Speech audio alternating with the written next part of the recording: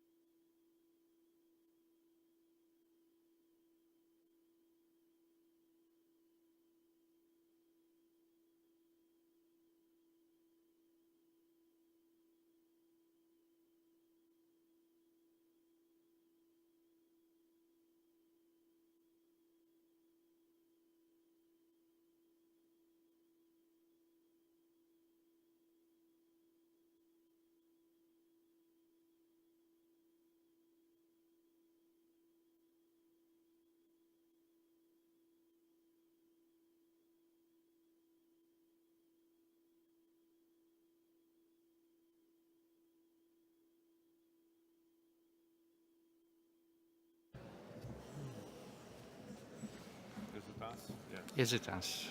It's us. So, kto pierwszy? Pan potem. Pan minister.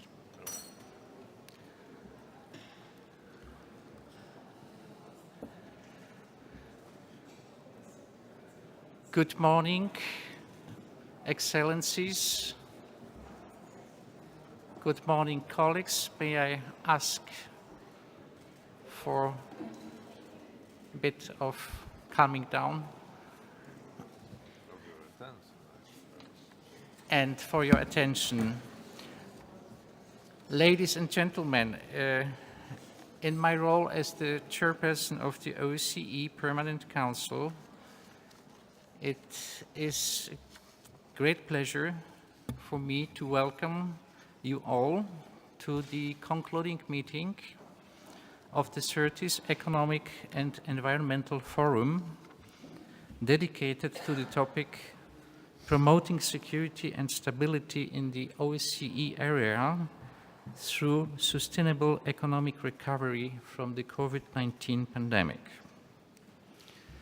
I am very grateful to see such a distinguished audience, both here in the room as well as online, gathered for the most important event in the economic and environmental dimension of the OSCE this year. Prague, as the location of the forum, has become a staple for strengthening dialogue and cooperation in OSCE's second dimension over the past decades.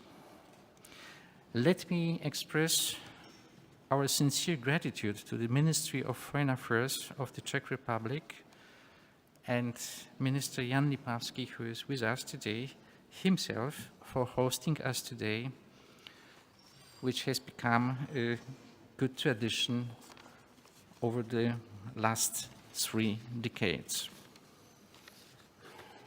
It is my great pleasure to welcome the OSCE Chairman in Office, His Excellency Professor Zbigniew Rau, who will address us in a few minutes.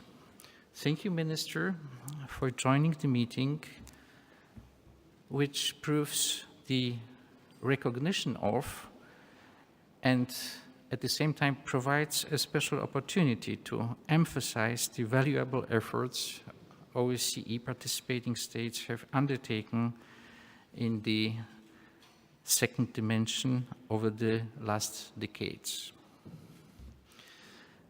I would like to highlight that we mark not only the 30th anniversary of the forum, but also the 25th anniversary of the office of the Co-ordinator of the OSCE economic and environmental activities, as well as the 30th anniversary of the OSCE Documentation Center in Prague. This is an additional reason for me to extend my special welcome to the Secretary General, Helga Schmidt, Ambassador Igli Hassani and Ambassador Irena Krasnicka, who are with us today. Allow me to underline the support our and many previous chairpersonships of the OSCE have received from the Secretariat in organizing this event. Thank you for your cooperation. Finally, my appreciation goes to the distinguished ambassadors of Austria, the ambassador being the chairperson of the Economic and Environmental Committee, and of North Macedonia, who will close this event with a presentation on the incoming chair's priorities in the second dimension in 2023. Dear Igor, let me assure you of Poland's full support and engagement as a Troika member and wish you success in a challenging time. Dear Florian, thank you for inspiration and the support of Poland's work within the second dimension. Ladies and gentlemen, during the next 2 days, we will sum up the 2022 Economic and Environmental Forum cycle by exchanging knowledge and discussing some of the most crucial elements related to sustainable economic recovery, greening the economy, as well as the past, present, and future role of the forum itself as a key event for dialogue and cooperation in the OSCE's second dimension. A lot has changed in our discussions since we started the preparations for this year's event.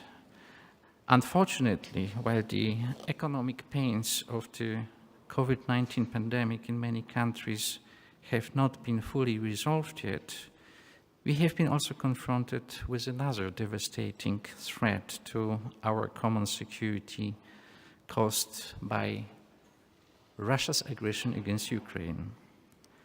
Besides human suffering, this war has profound economic and environmental consequences, not only for Ukraine, that need to be addressed properly and urgently, and also in the long-term perspective. We are pleased to have such high number of outstanding speakers present in every panel of this very forum. We are looking forward to all the available presentations, which will certainly lead to engaging discussions on the specific topics dedicated to the theme of this year's EEF. Excellencies, dear colleagues, without further ado, allow me to offer now the floor to His Excellency Professor Zbigniew Rau, the OSCE Chairman in Office, for his opening address. Dear Mr. Minister, the floor yours. Dear Mr. Minister. Thank you very much, Ambassador. Excellencies, distinguished delegates, ladies and gentlemen, I'm honored to speak to you today in the capacity of OSCE Chairman in Office on the special occasion of the 30th OSCE Economic and Environmental Forum. I recall the successful preparatory meeting of the forum we hosted in Łódź back in May. I'm pleased that some of the ideas discussed then will be further explored in Prague over the next 2 days. At this point, I would like to express my gratitude to OSCE's Secretary General, Helga Schmidt, and the dedicated team of Ambassador Igli Hassani for co-organizing this event with us. Dear Secretary General, we value your leadership in these difficult times and look forward to continuing our collaboration for the rest of this year and beyond. We also highly appreciate the hospitality of the Ministry of Foreign Affairs of the Czech Republic. Dear Jan, thank you.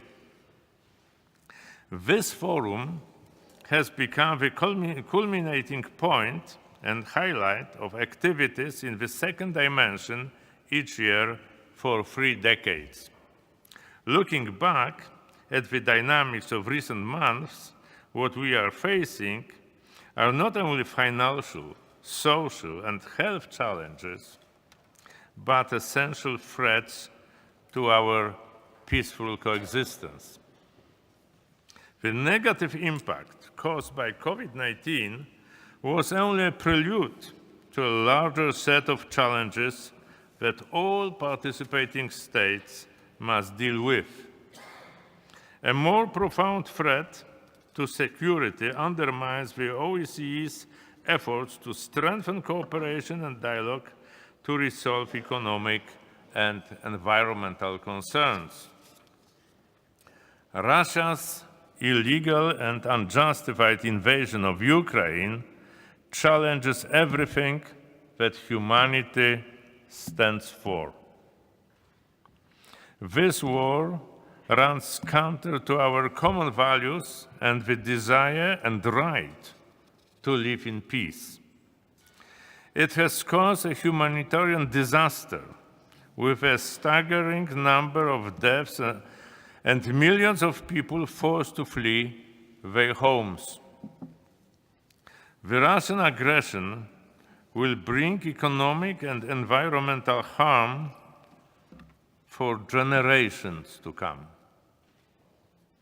During my visit to Kiev, together with Secretary General Helga Schmidt last month, I saw firsthand the damage and human tragedy resulting from this war of aggression.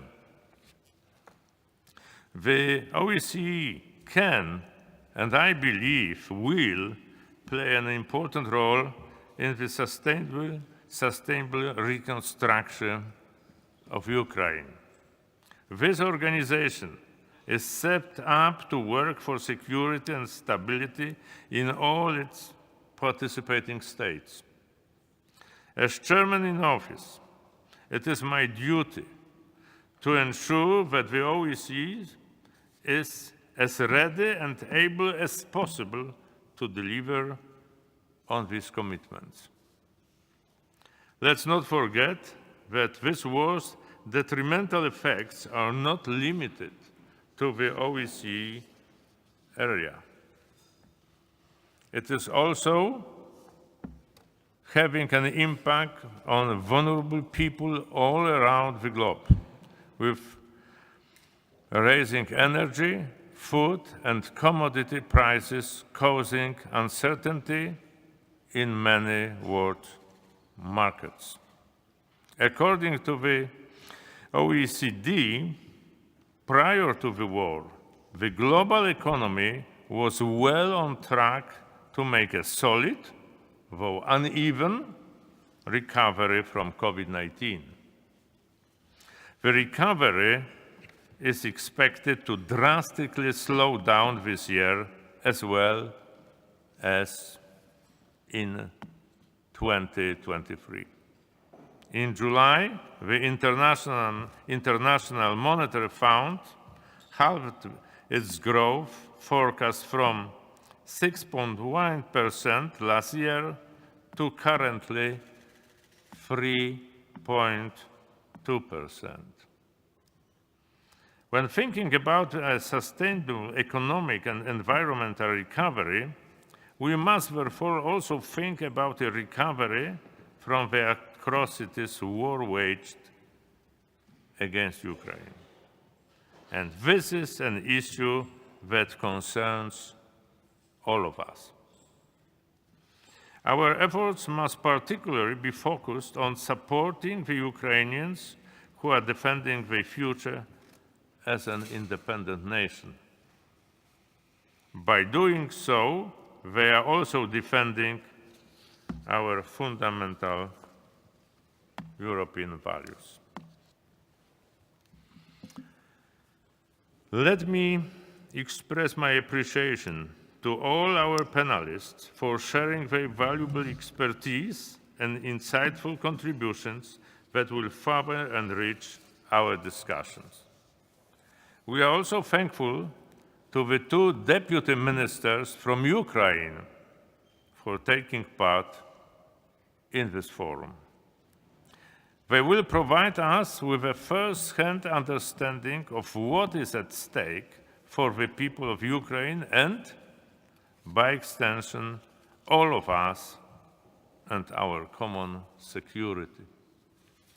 The Economic and Environmental Forum has always served as a platform for addressing the most pressing challenges in its domain. The issues covered by the second dimension of the OSCE are fundamentally interlinked with the key security challenges we face, including the appalling war against Ukraine. The Polish chairmanship of the OSCE remains deeply committed to using all instruments in a comprehensive and overarching effort to restore peace and stability on the European continent. Economic and environmental aspects of security are an indispensable part of this strategy. For now, we are focusing on how to elevate the negative consequences of the war for our economies and environment.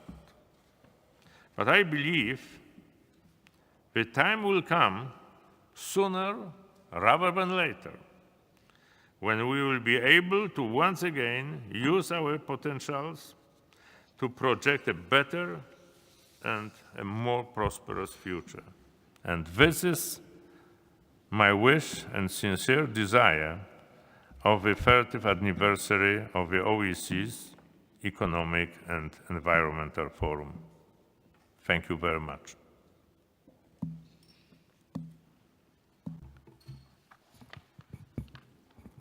Thank you very much, Excellency, indeed, for your address. I would now like to pass the floor to His Excellency Jan Lipavsky, Minister of Foreign Affairs of the Czech Republic, for his opening remarks. Excellency, the floor is yours.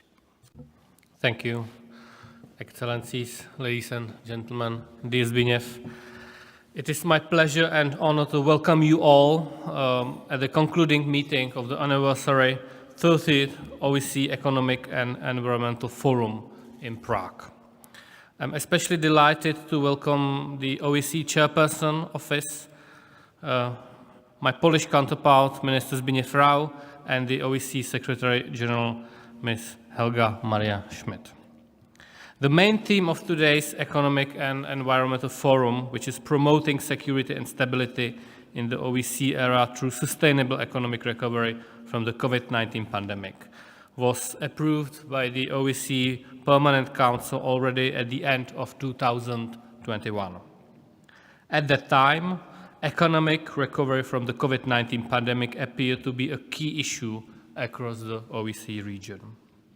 We also expected this year's EEF to be mainly marked by the celebration of its 3rd anniversary. The theme of reconstruction after COVID-19 pandemic is of course still relevant, not to mention the fact that at the moment it is by no means certain that the COVID-19 pandemic is just a chapter in history. In addition, especially for us in the Czech Republic, where the Economic and Environmental Forum is traditionally held, its 30th anniversary is undoubtedly worth a proper commemoration. It is for us a great honor that OSCE, or more precisely its predecessor, the CSCE, the Conference on Security and Cooperation in Europe, chose Prague as the venue for its economic forum on the initiative of my esteemed predecessor, Mr. Jiří Dienstbier, the first Czechoslovak foreign minister after the return of freedom to our country after 1989. However, on 20 February 2022, Russia launched a premeditated, unprovoked, unjustified, and extremely brutal war of aggression against Ukraine and its people. We would now certainly prefer to debate only the most appropriate policies for reconstructing our economies, so badly hit by COVID-19 epidemic, and celebrate the landmark anniversary of the EEF. Yet, the Russian war against Ukraine deeply affects also our efforts in the economic and environmental dimension of the OSCE. It has devastating consequences for Ukraine, and it has severe effects on all of us. Indiscriminate attacks by Russia's forces on civilian infrastructure inflict tragic human losses. They also cause huge environmental damage and hamper economic recovery in Ukraine and beyond. Russia's war of aggression has led to global economic repercussions in the form of food insecurity, increase of energy prices, and even imminent risk of extensive nuclear catastrophe. This unprecedented breach of international law and even the most fundamental OSCE principles and commitments clearly challenges the international rules-based order, which is an unconditional prerequisite for any meaningful joint international effort in the field of economy and environment. I regret to say that even today in Prague, we cannot continue with business as usual as long as the brutal war goes on in Ukraine. All of the damage that Ukraine has suffered will eventually have to be addressed also via the OSCE second dimension programs. Even as the very foundations of our cooperation within the OSCE are being shaken, we have to bear in mind that OSCE comprehensive approach to security, which encompasses all three dimensions, remain valid and must be bolstered. On this occasion, I also need to stress that the Human Dimension Implementation Meeting, HDIM, remains an important platform for human rights dialogue involving also civic society and NGOs. We are deeply disappointed that yet again no consensus was found on holding HDIM. The Czech Republic has been a staunch supporter of the OSCE human dimension and has contributed to various extra budgetary projects at the OSCE autonomous institutions. These institutions, the Office for Democratic Institutions and Human Rights, Representative on Freedom of the Media, and High Commissioner on National Minorities, are indispensable partners. We support their independence, impartiality, and efficiency. The added value is, inter alia, the fact that they cooperate with any country independently of the OSCE field present there. No one can remain indifferent to brutal effects of Russian aggression against Ukraine. The role of OSCE must continue to be to draw attention also to gross violation of human rights, international human law, international humanitarian law, and the commission of war crimes and crimes against humanity.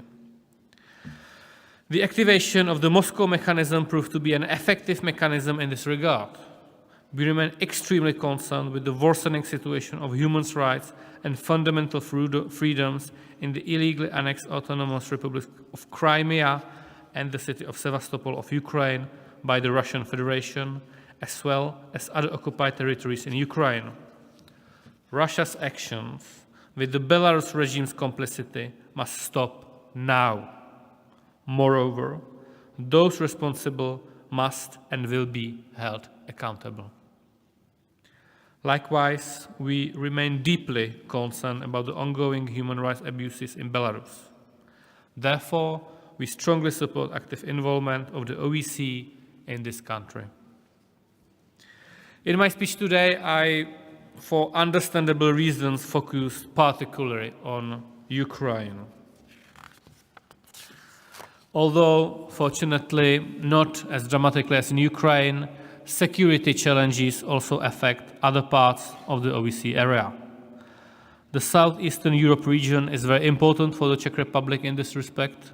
The OSCE is engaged in this region, inter alia, in the area of climate change and security, and the Czech Republic, through my ministry, is proud to support these OSCE activities financially. In this connection, let me invite you to our side event that will take place today at 1:45 p.m.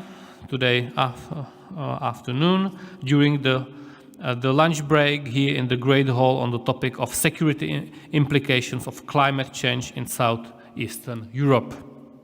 We have prepared this event in cooperation with the OSCE group of Friends on the Environment in the wake of the adoption of 2021 OSCE Ministerial Council decision on challenges caused by climate change. On this occasion of the current Czech EU presidency and last but not least, the 3rd anniversary of the EEF in Prague. You are most welcome to enjoy, of course, your coffee while participating in the side event in this hall. Finally, I would like to use this opportunity to express my gratitude to Polish OSCE Chairmanship 2022 and the OSCE Secretariat for organizing this event. Thank you very much to both of you, both sides, and I wish you an inspiring debate over the next 2 days. Thank you very much.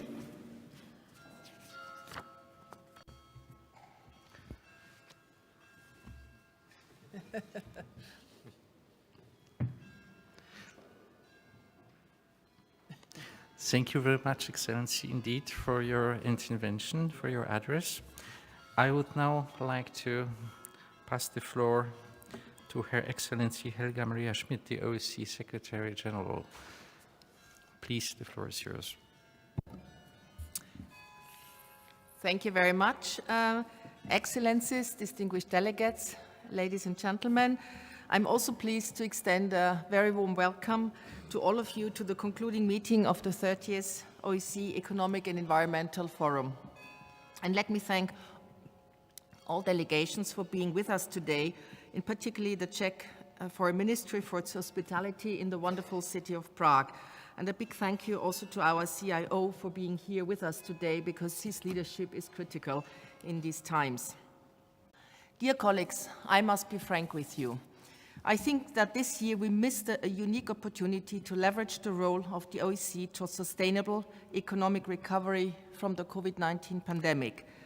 This is unfortunate but inevitable, and it's the inevitable consequence of the dramatic shift in priorities triggered by Russia's unprovoked war against Ukraine. I will echo what the CIO and the Czech Foreign Minister said. Indeed, the violation of Ukraine's sovereignty and territorial integrity is a result of conscious political choices. Choices that blatantly disregard the principles of the Helsinki Final Act, choices that are severely undermining our common security. Our CIO referred to the consequences, that the concrete impact also on people's lives, and indeed we could see it when we went to Kiev together in the first week of August. But he is also right that there are consequences that go beyond the OSCE area. And certainly we are on the brink of an energy crisis, the scale and scope of which might be unprecedented. Already in and this is particularly evident in Europe. Its proximity to the conflict and reliance on natural gas is negatively affecting energy supplies and increasing the risk of economic recession. Already in 2021, energy demand quickly returned to the pre-pandemic levels as global economies emerged from lockdowns, according to a recent analysis that was published by British Petroleum. Such a surge, perhaps the largest in history, has helped to propel the energy system into its most turbulent period since the oil crisis of the 1970s. Russia's aggression has added to the turmoil, fueling price hikes and threatening power shortages for many European countries. Unfortunately, concerns over energy security are driving coal imports as nations race to shore up fossil fuel supplies. In Europe, fears over disruptions to gas supplies have led to a rush on coal imports.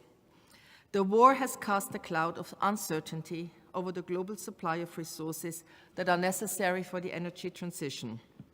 And a shortfall in materials used to produce such technologies will only put the world further behind. The concerted effort of governments, investors and industry is critical to ensure any disruptions to the world's green transition goals are only temporary. We must see the current crisis as an opportunity to make the renewable sector more resilient in the longer term. Simply put, we cannot divert our focus from an even broader crisis, the Earth's worsening climate catastrophe. Together with the COVID-19 pandemic, the disruptions caused by this military conflict highlight the need for countries to strengthen their domestic capacity to build clean technologies. But it's also a wake-up call for countries to reduce reliance on fossil fuels by investing in renewable energy and by better managing domestic energy demand. Many countries are already investing in critical metal exploration, new mining and manufacturing. While this push may indeed diversify global supplies, we must ensure that the extraction and use of natural resources is done in a sustainable and environmentally friendly manner. The OSCE is already supporting the efforts of participating states to diversify their energy sources to include renewables, alternative fuels, and energy efficiency measures. And in this context, we are about to launch a new project designed to mitigating climate change threats on energy infrastructure. On a more positive note, the use of renewable energy technologies, particularly wind and solar power, continues to grow. Renewable energy increased by almost 17% in 21, and for the past 2 years, it has accounted for more than half of the increase in global power generation. Urban settlements could be at the forefront of this effort. Cities consume more than 75% of the world's energy and expected to generate more than 2 billion tons of waste annually by 2025. Therefore, we must reduce the ecological footprint. Following COVID-19, many cities are experiencing a moment of rethinking. For its part, the OSCE is already in the process of finalizing a new initiative aimed at securing green economy transition through smart, resilient and sustainable cities in our region. And finally, I cannot emphasize enough the role of regional cooperation in taking concrete action to mitigate and address the challenges posed by climate change. The participating states have already recognized that the OSCE can play a complementary role in that regard, notably by facilitating the adoption of collective and cooperative responses. In keeping with this approach, we are identifying and mapping climate-related security risks at regional level in our ongoing programmatic work in Central Asia, South Caucasus, Eastern Europe and Southeastern Europe, and seek joint solutions. I'm pleased to announce that so far we have identified 42 climate and security hotspots and multiple regional and sub-regional challenges. To address them, cooperation among neighbors is critical. Therefore, we are laser-focused on developing cooperation measures to strengthen climate resilience for selected hotspots, for instance, on joint conservation and management of shared natural parks in southeastern Europe, or on cross-border action for management of wildfires in the South Caucasus. It would be remiss if I were to conclude without recalling an important anniversary, which is indeed the 30th birthday of the OSCE's Economic and Environmental Forum. I'm conscious that the current political situation does not allow for adequate celebrations that such an important anniversary would deserve. However, let us make use of this meeting to recognize the contribution of this platform in advancing political dialogue on economic and environmental issues linked to security. I wish you all a productive meeting. Thank you.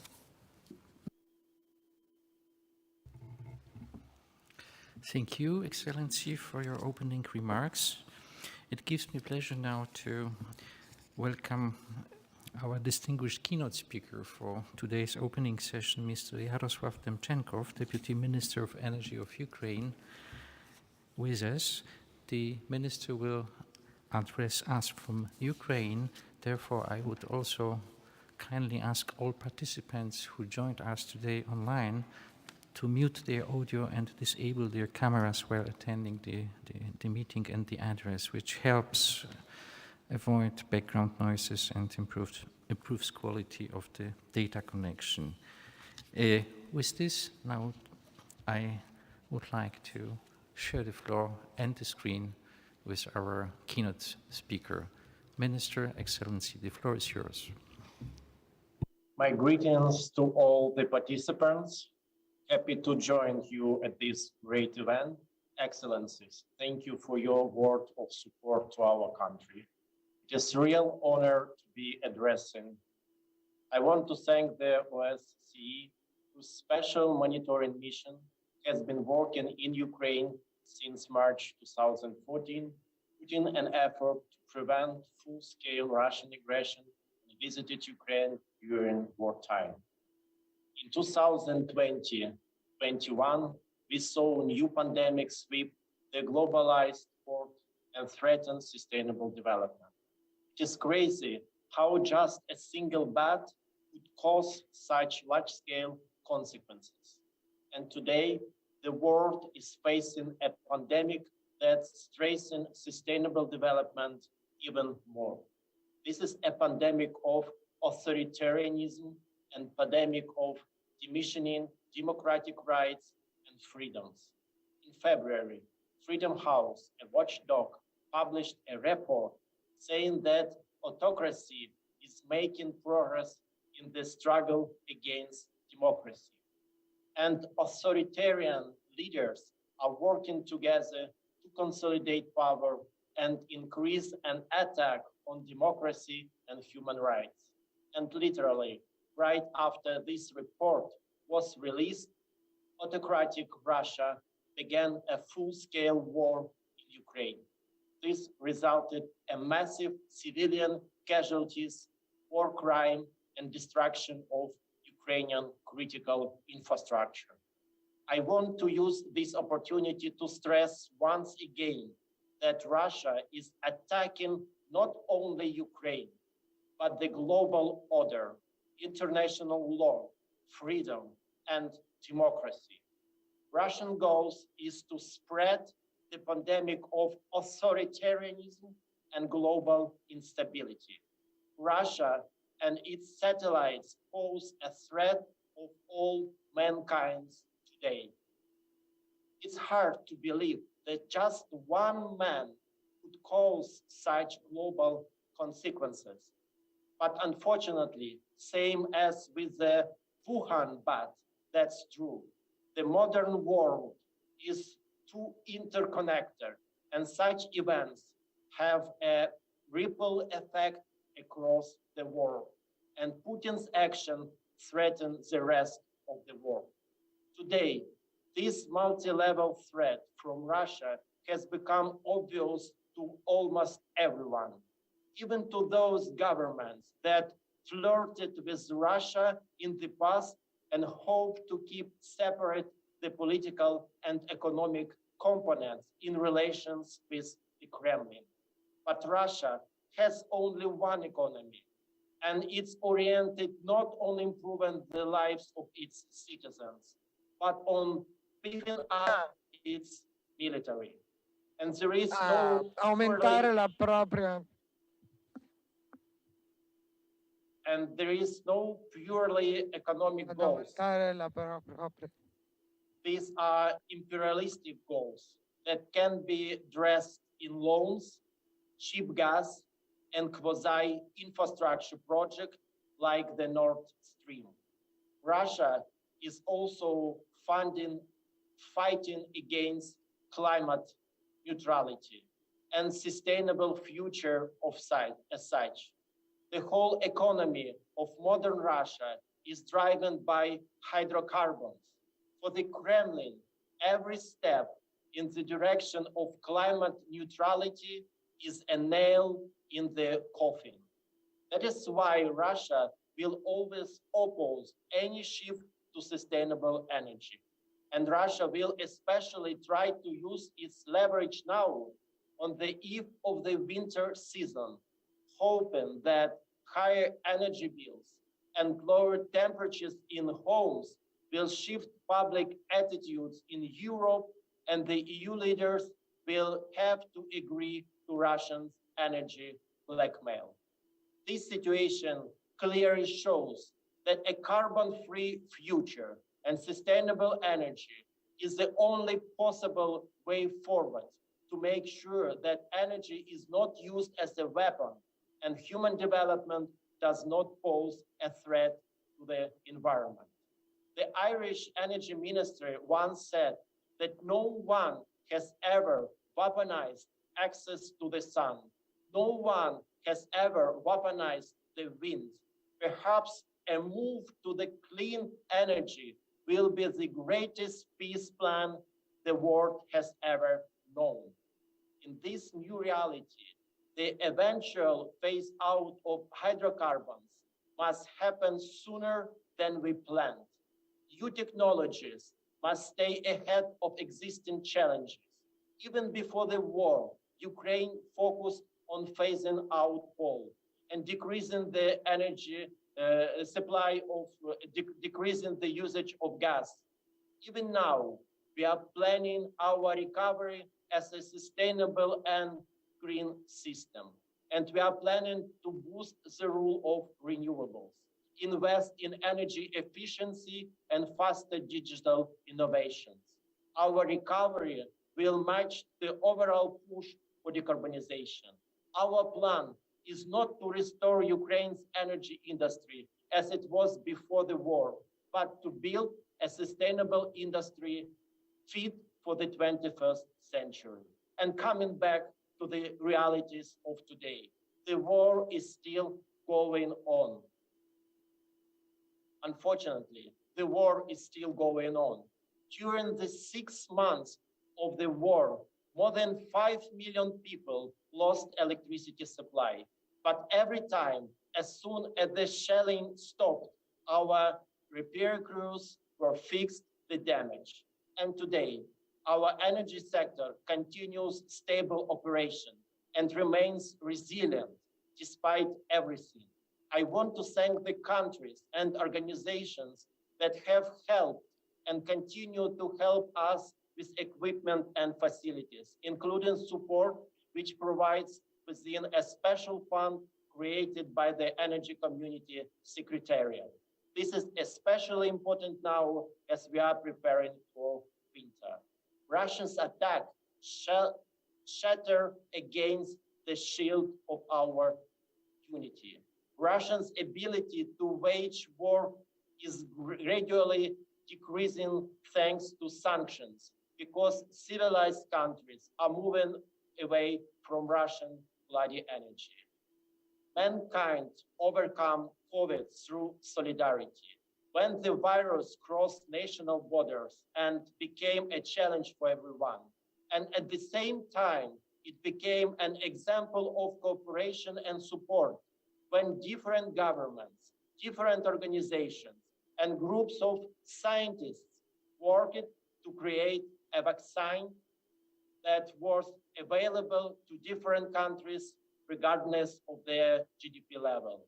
Today, the world needs a vaccine against authoritarianism, and there is the same need for solidarity.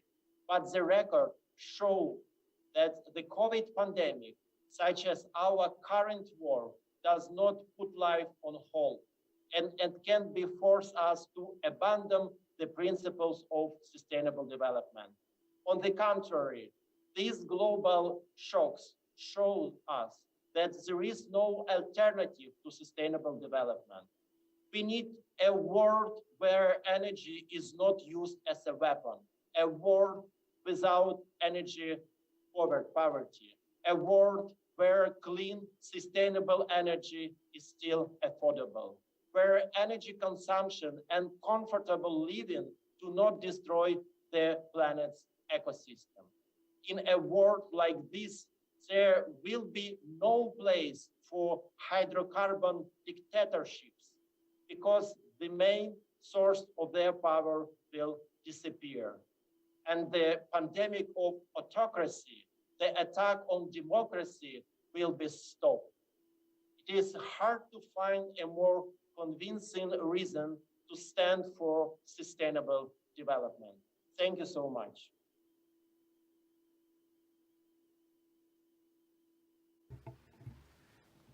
Thank you very much, Minister, for your keynote speech.